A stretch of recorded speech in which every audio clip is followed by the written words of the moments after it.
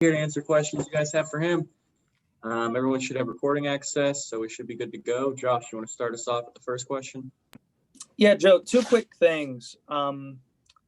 Last week, we were talking to Coach Snow, and he said he'd spent a lot of time evaluating Justin Herbert's tape. So I'm just interested what kind of input you had in the draft process when it came to Derek Brown and Isaiah Simmons, who you both played. And I'll save the second thing for after your answer.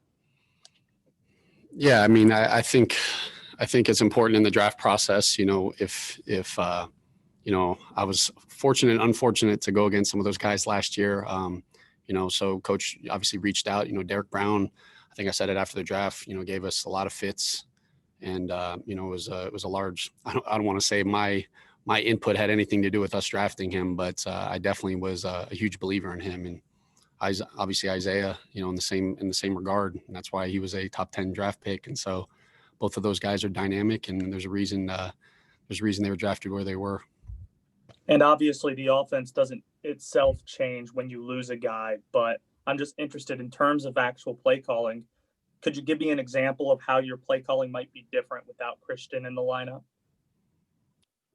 Look, I see it. I like to think that, we built our offense around the strengths of our guys. And so, like I said it last week, and, I don't think our offense changes much. You have Mike Davis, and there's nothing I don't think Mike Davis can't do. And so, no, from a play calling standpoint, I don't believe it does. All right, let's go to Miles Simmons and then Mike Solarte. Hey, Joe. So one thing that stands out about the Cardinals is just how good they've been on third down. But what do you think has led to their success in that area?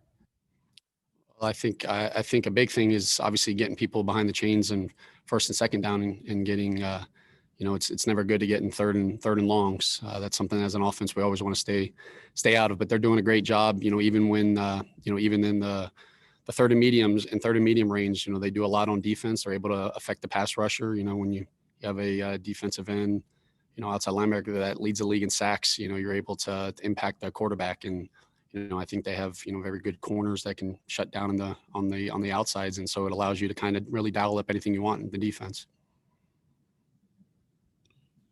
Hey, Joe, kind of following up on that point, third down conversions were a bit of an issue last week against the Chargers in the red zone. You guys come away 6 trips and 5 field goals. Are those two kind of married together based in that one game?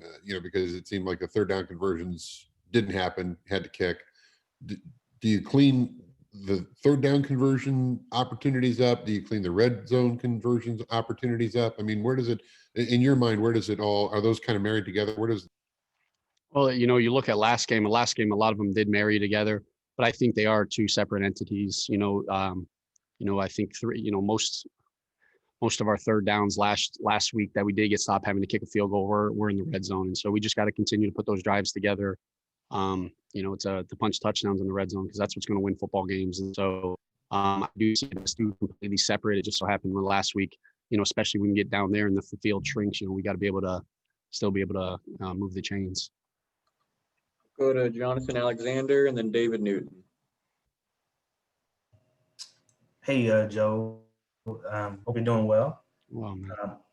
I'm curious. My question was about to be a red zone question, but anyway. What you got?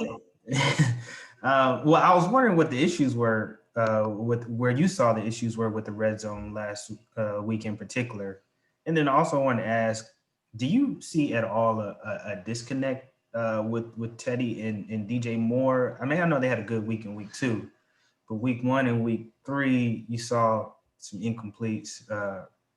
50% in catch percentage there. Yeah, no, I don't think there's a disconnect with Teddy and DJ by any means. I think there's a good chemistry with them, and from a scheme standpoint, you look at this last game, and I think it's critical going into each game and just finding out, how can we take control of the game and what do we have to do to win the game. And I think every game is going to be different. And I think, you play a defense like we played this past week. I think they do a great job at being disciplined, being sound, taking the deep away.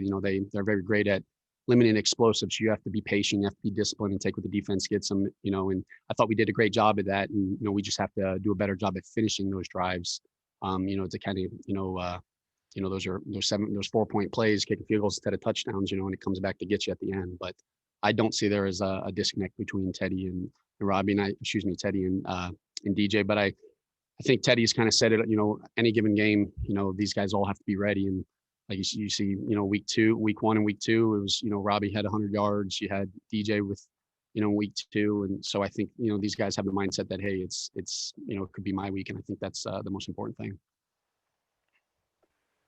Hey, Joe, David Newton here.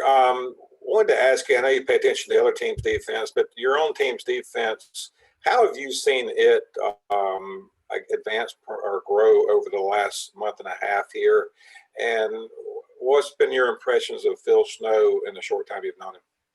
I love Phil Snow. I love Phil Snow's energy. I'm constantly asking him questions. I think he's, he has a wealth of knowledge. And it's interesting when you sit in the box. You see the football game obviously from a different standpoint, but the way that we took the field and flew around on Sunday, it was fun to watch. I felt we were able to create pressure, and without even talking schemes, just seeing how fast our guys were flying around there. That was something that popped off, to me. And so I think that's a credit to the coaches and the players kind of just buying in and taking control of that football game. And, we appreciated them for that. All right, guys, we only have time for 3 more. So let's go to Jason Huber and then Skylar and finish with Joe Person. Hey, Joe, hope you're doing well. I'm kind of wondering just in general, especially with Arizona probably going to be without Buda Baker this Sunday, just in general, your thoughts kind of on that defense and some of these guys that you think, could step up that you guys have to keep an eye on, and just kind of that secondary and how you think they'll kind of operate now. Yeah, well, look, I think Vance is, everywhere Vance has been as a defense, he's had success. And so he's going to find ways regardless of injuries. He's going to put his players in position to have success. And so, I think he's a great defensive coordinator, and, you see how they are at situational football. And like, you have to kind of go off the tape and see exactly what you're getting. You can't chase ghosts. And, if they change what they're doing, we're going to have to make adjustments. And that's just kind of game of football. But, we're preparing for what we've seen, and we'll kind of just go from there. Hey, Joe, we saw Curtis in the backfield a little bit more last week. Is that something that we'll kind of see more throughout the season, or more as Christian sits out, or is it just going to depend on what the defense shows each week? And also, what did you think about what he did in the backfield? I think it's a week-to-week thing, just kind of seeing what the defense gives, seeing how if there's matchups that we can take advantage of them, if there's certain runs that that he might like, and depending on the pass game and the run game. So I think that's a week-to-week thing with Curtis. But like I said, when the ball in his hand, good things happen. And so, I think some of the runs we have to execute a little better. And but I was pleased with when the ball is in his hand, he had a couple tough runs. It's back on the red zone. We saw a couple times where Teddy was either checking down or just throwing to guys short of the goal line. And understanding that you obviously want him to protect the ball too, but were there a couple of those you would have liked to see him take a shot into the end?